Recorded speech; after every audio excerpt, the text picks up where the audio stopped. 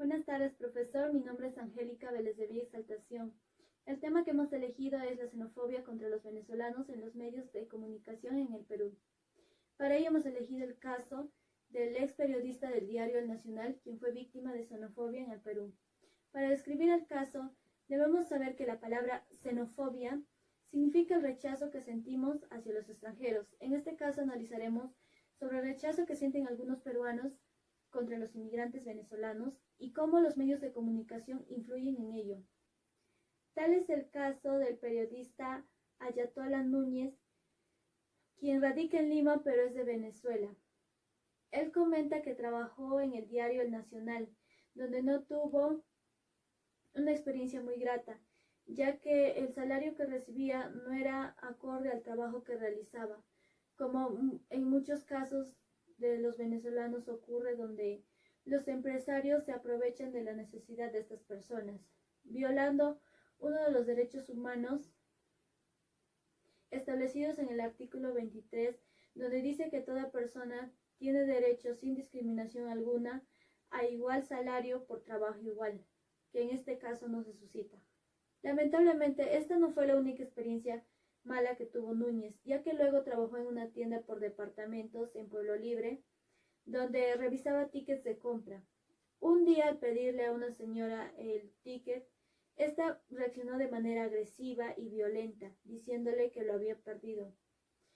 Su enojo aumentó más al saber que Núñez era venezolano.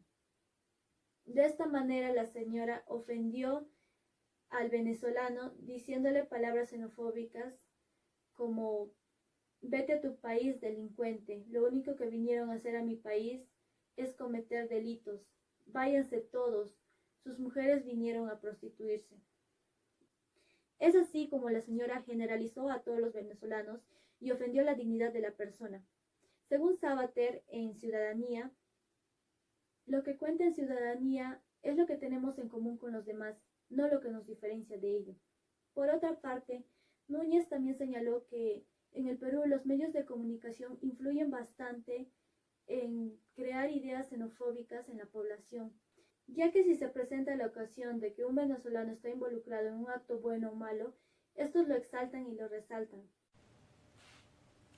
Los involucrados directos son el periodista Ayatollah Núñez, la peruana agresora y los medios de comunicación. El involucrado indirecto principal sería el Estado peruano.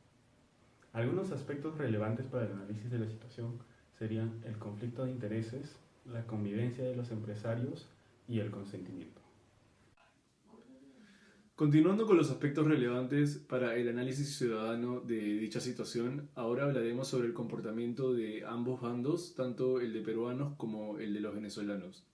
Bueno, por el lado de los peruanos podemos ver que, si bien es cierto, siempre hay personas solidarias que respetan los derechos de los demás y hasta algunas veces estas personas resultan ser las defensoras, defienden a las víctimas de estos ataques xenófobos. También podemos apreciar una gran cantidad de personas que piensan o actúan negativamente ante los venezolanos y que mayormente generalizan, los agrupan a todos en un mismo saco y los responsabilizan por los casos de delincuencia o de otro tipo que vemos en los medios de comunicación.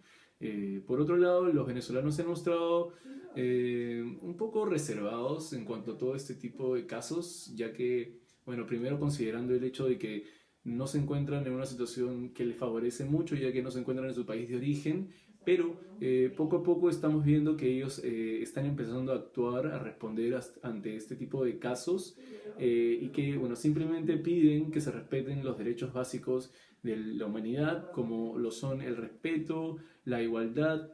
También piden comprensión, piden solidaridad.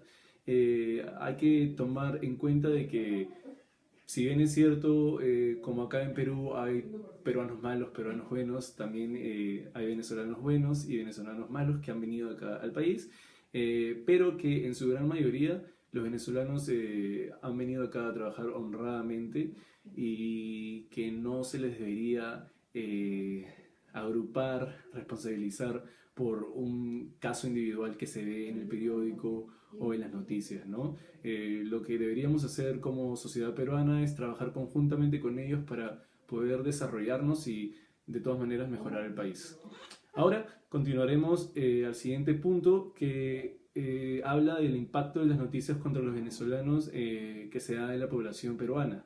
Vemos que uno de los mayores exponentes que apoyan e incitan a las conductas xenófobas que vemos en nuestra sociedad son nada más y nada menos que los medios de comunicación. Lamentablemente, bueno, ellos no han hecho nada más que alimentar, digamos, formar y persuadir y hasta controlar de forma negativa a una sociedad que lamentablemente no se da cuenta que su orgullo se encuentra en su diversidad cultural, ¿no? Los medios de comunicación deberían disponerse a cambiar y gestionar su información y publicidad de una manera positiva, y por lo que el efecto que eso tendría en la sociedad también sería positivo. Entonces, de esta manera nosotros podríamos ser capaces de un cambio que promueva un ambiente de respeto e incentive el orgullo y compañerismo con cada uno de nosotros, ya sea peruano, ya sea mexicano, ya sea venezolano.